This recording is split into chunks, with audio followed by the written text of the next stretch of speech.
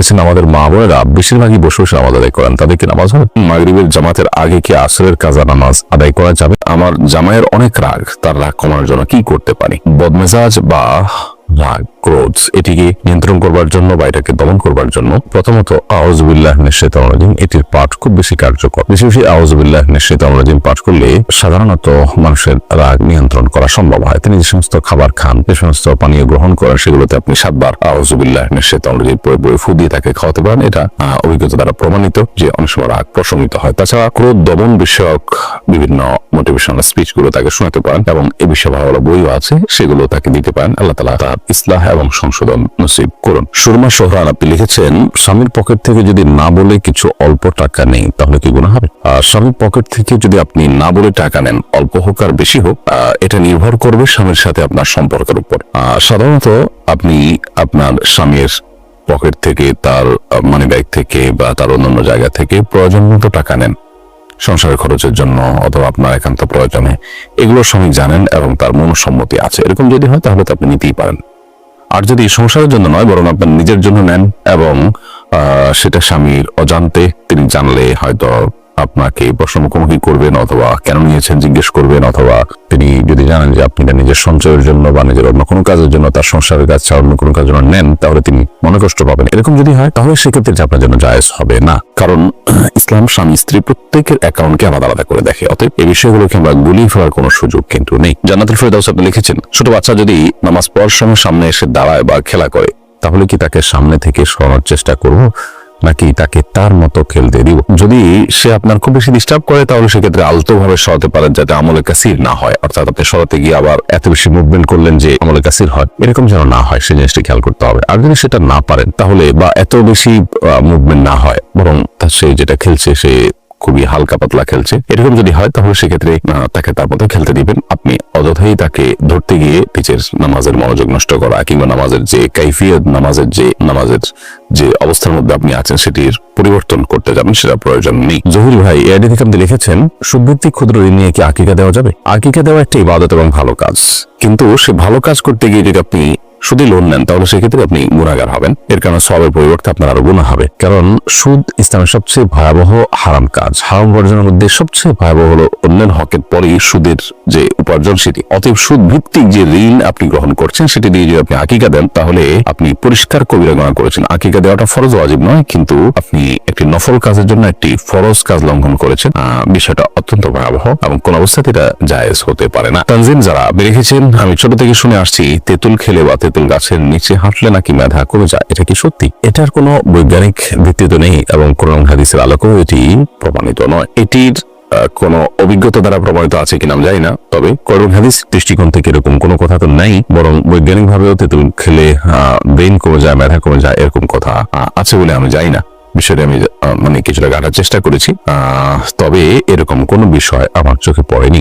বিষয়টিকে আপাতদৃষ্টিতে কুসংস্কারই মনে হয়। তবে যদি অভিজ্ঞতা দ্বারা এটি প্রমাণিত হয়, গবেষণা দ্বারা প্রমাণিত হয়, তাহলে ভিন্ন কথা, কিন্তু সেরকম কিছু কিন্তু কোথাও আছে বলে আমার জানা এবং আমি অন্তত এই পর্যন্ত দেখিনি। তো একজন মুসলিম সাধারণত ধারণা প্রসূত অথবা আপনার কুসংস্কার নির্ভর কোনো কথা বা কোনো বিশ্বাসের উপর তিনি কখনো ভর করতে যাবেন না। ফাতিমা রহমান লিখেছেন, বাচ্চা ডেলিভারির সময় ও পরে 40 দিন যে কাপড় মায়েরা পরিধান করেন, পরবর্তীতে সে কাপড় ধুয়ে পরিধান করে কি নামাজ পড়া যাবে নাকি সেই কাপড় ফেলে দিতে হবে? বাচ্চা ডেলিভারির সময় এবং পরবর্তীতে 40 দিন কাপড় থাকে, সেই কাপড়গুলো যদি নাপাক থাকে, রক্ত থাকে, সেগুলো ধুয়ে তো অবশ্যই তারা পবিত্র করে পড়তে পারবেন। এই কাপড় ফেলে দেওয়ার কোনো কারণ নেই। যদি সেগুলো পরিচ্ছন্ন করে পড়ার সুযোগ থাকে অবশ্যই তারা পড়তে পারবেন। রিজন হাসান তাসিন আপনি লিখেছেন, নিজের হায়াত থেকে বাবা মা অথবা প্রিয়জনের হায়াত বাড়িয়ে দেওয়ার দোয়া করলে কি গুনাহ হবে?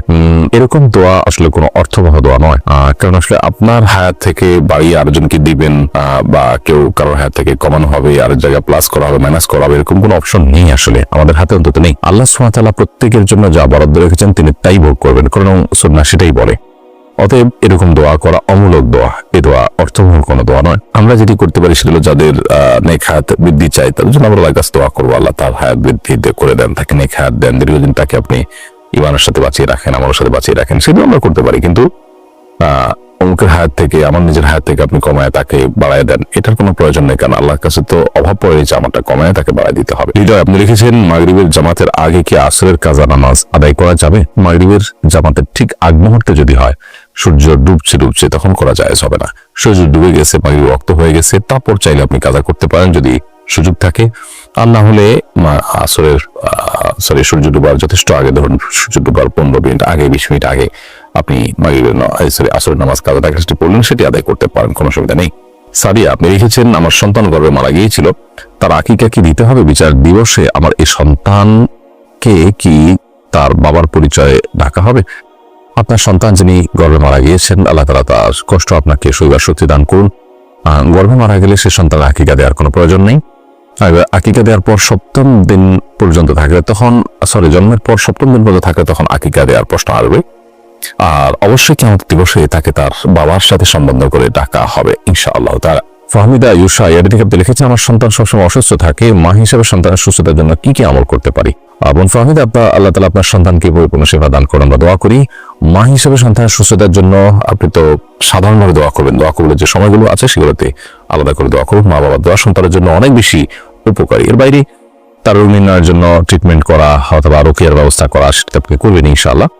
পাশাপাশি জমজম পানি পান করাতে পারেন যদি সুযোগ থাকে। সকালে আজওয়া খেজুর খাওয়ার চেষ্টা করতে পারেন খালি পেটে, এটিও শেফা হিসাবে কাজ করে। কালো জিরা, মধু, এগুলো শেফার কাজ করে হাদিস থেকে সুস্পষ্টভাবে এবং বিশুদ্ধভাবে প্রমাণিত। সো এগুলো আপনি তাকে নিয়মিত করাতে পারেন এবং সেই সাথে আল্লাহ তাআলা আপনাকে এবং সন্তানকে যেন সবর এর তাফিক দান করেন সেটা আমরা করছি। শরীফুল ইসলাম শরীফ আপনি লিখেছেন ফরজ গোসলের উত্তম পদ্ধতি কি?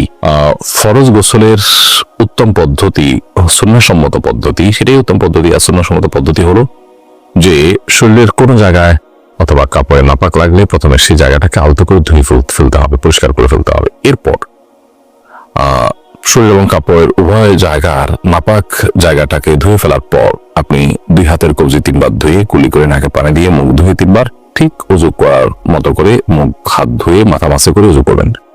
শুধুমাত্র উযুর যে পা ধোয়ার কাজ সেটা বাকি রেখে এবার আপনি গোসল করে ফেলবেন।